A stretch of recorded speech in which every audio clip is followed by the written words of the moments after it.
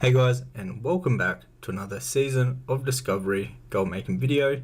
In this one, I'm going to be showing you a in-depth guide on how to do the solo mage stockades boosting method to make a lot of gold selling level boosting. You have to be alliance for this one, and it obviously is done on a mage. Mages are the gods of doing boosting, so it definitely has to be done on a mage to do it as efficient as possible. So this one we're making because it's been in high demand since I made the video talking about the Stockades boosting method. A lot of people asked if they could see a in-depth guide on how to actually do this, so that is exactly what we're doing in this video. So to start off, the first thing I'm going to be showing you the best gear to actually use when doing this. Now if you're just a fresh level 25 mage and you don't have any gear, the quickest way to get some good gear to actually do this is by buying the gear of the Eagle.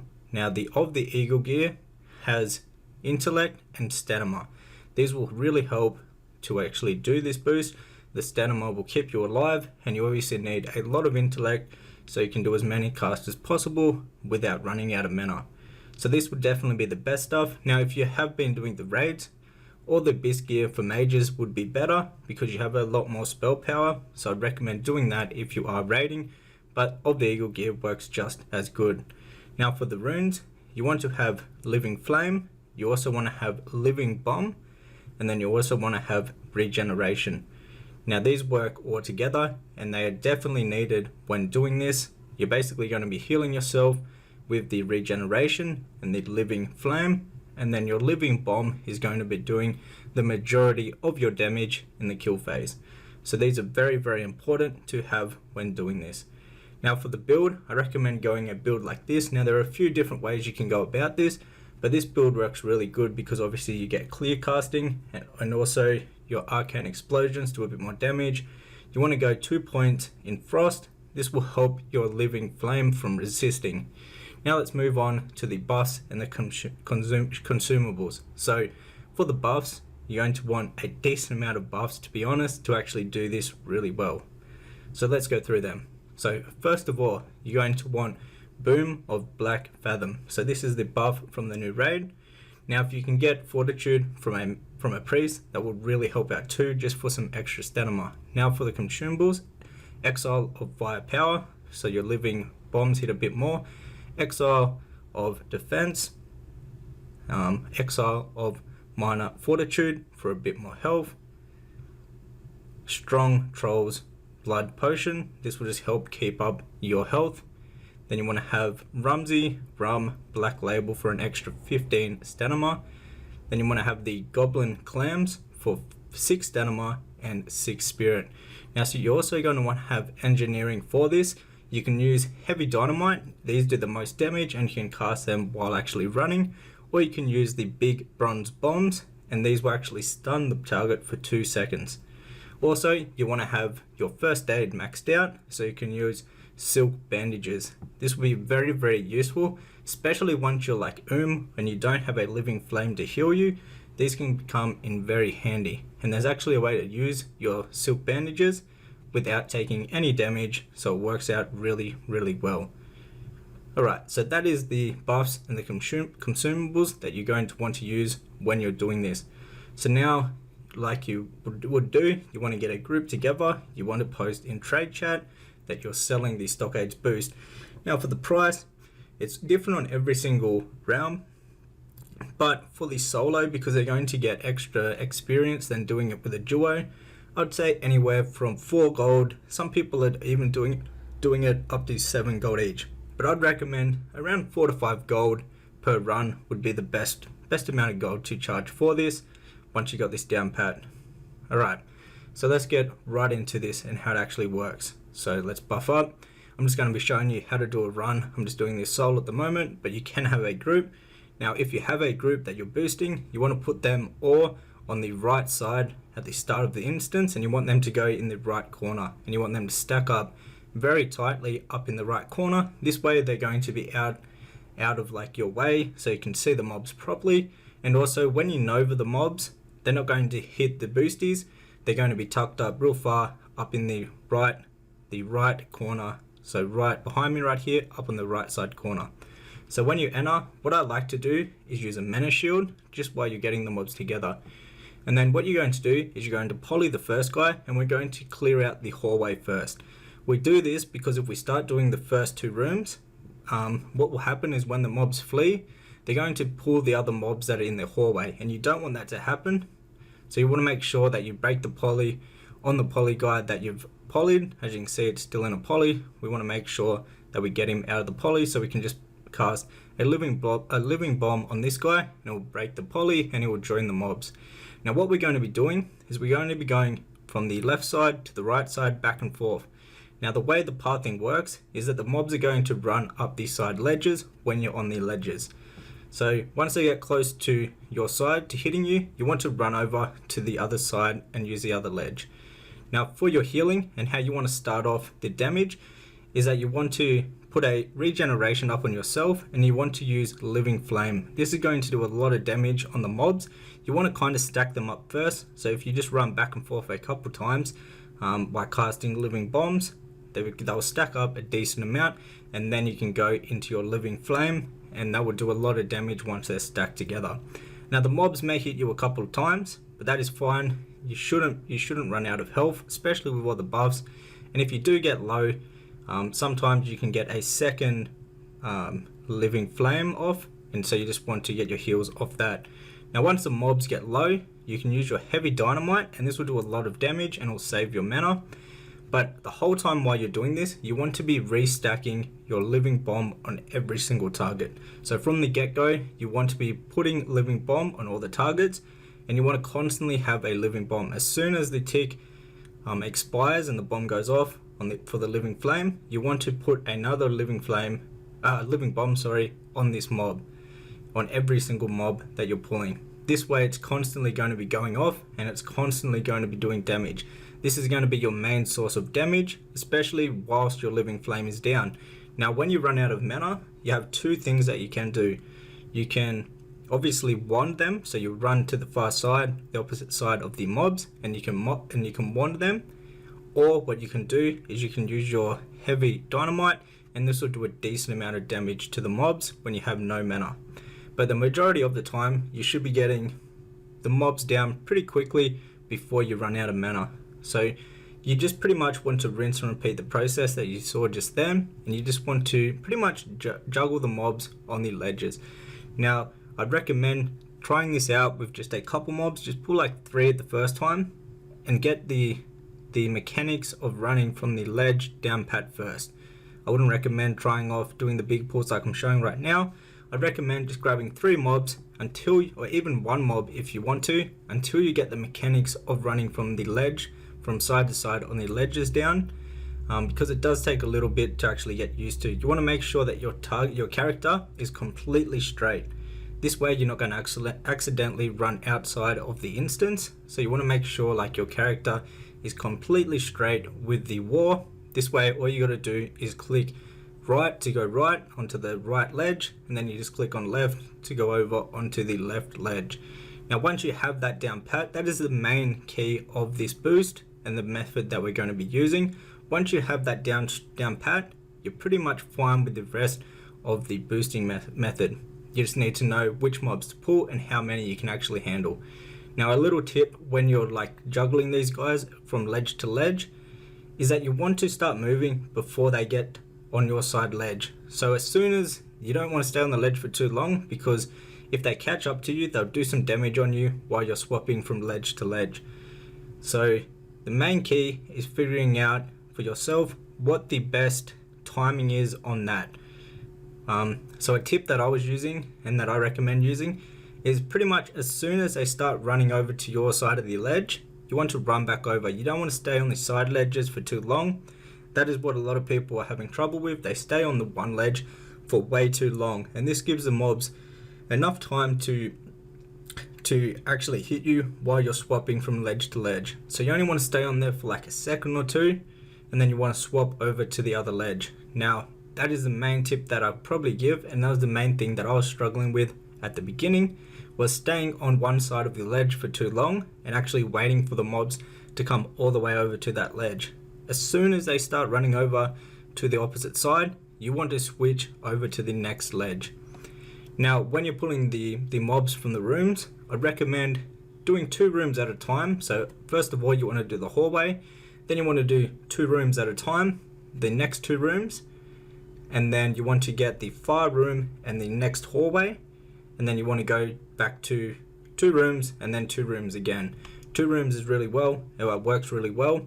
And how you do this the best is that you just simply cast a frostbolt on the furthest mob in the room, and it will actually aggro pull the rest of the mobs in the room.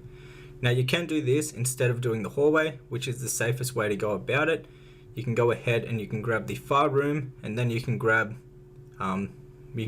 honestly just the end room, or you can do what I'm doing here, which is the end room plus the 2 rooms right here. This is a bit more mobs, but once you figure it out how to do the ledge hopping really well, you'll be able to handle doing the 2 rooms plus the hallway room at the very end, like I'm doing in this video. And this is a lot more efficient. By doing this run, it should take you anywhere from 12 minutes to 15 minutes, depending on how much spell power you have on your gear, because that will really increase the amount, the kill time that you get on the mobs, the more spell power you have. You also can stack fire spell power. This will really help out also, because all the damage that you're really going to be doing is fire damage. So if you want to stack fire spell power instead of spell power, you can also do that for a bit more damage, which will increase the speed of how quickly you can do these boosts. Now, once again, you just want to juggle the mobs back and forth. If you get low and you don't have your living flame up to heal you, you want to run over to one side and you want to use your bandages, and this will get you up a decent amount of health.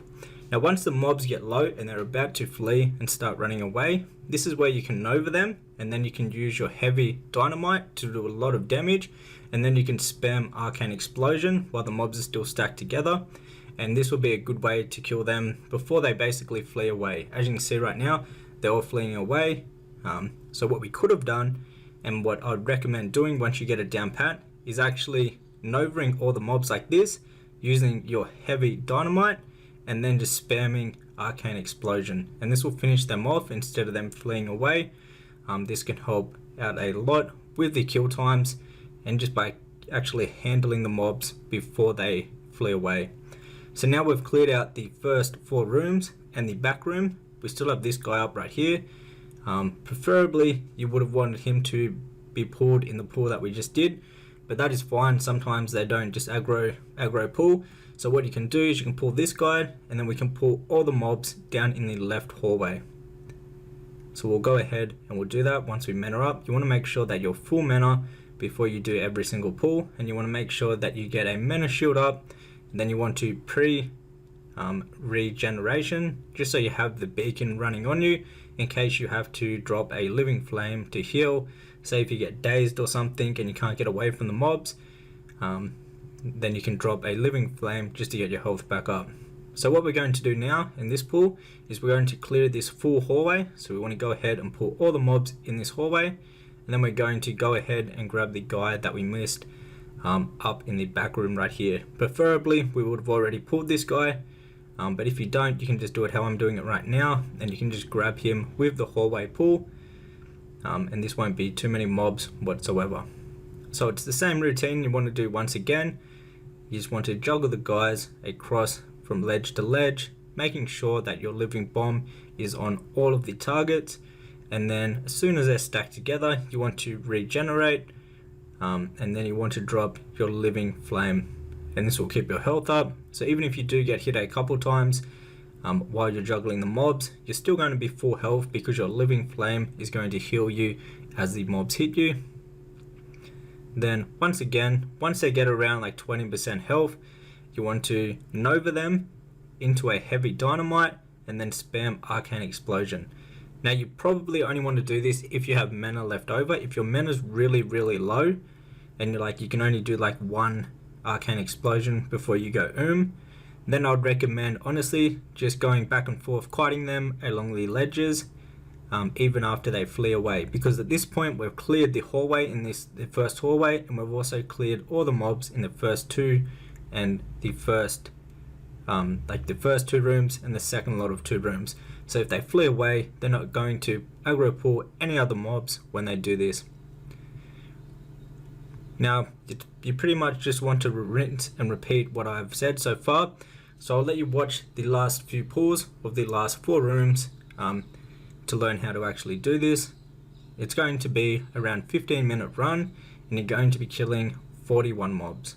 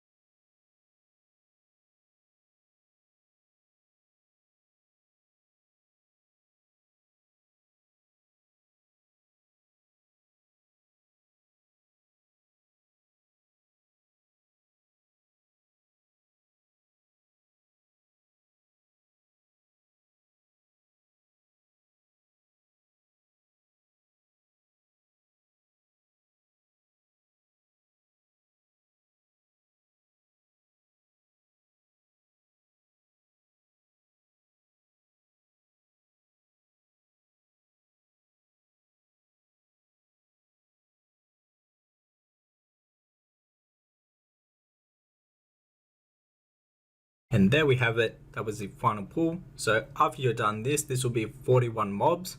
And if you have a lot of spell power, you should be able to do this closer to the 12-minute mark.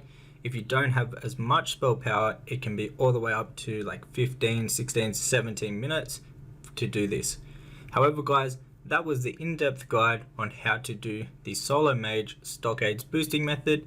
If you enjoyed, hit the thumbs up button, and if you'd like to learn more in-depth ways of how to make gold in Season of Discovery, you can check out my Season of Discovery gold making guide, which goes over a bunch of different methods on how to make gold in Season of Discovery, and that'll be the first link down below in the description box. However guys, that was it, and I'll see you in the next one. Take care.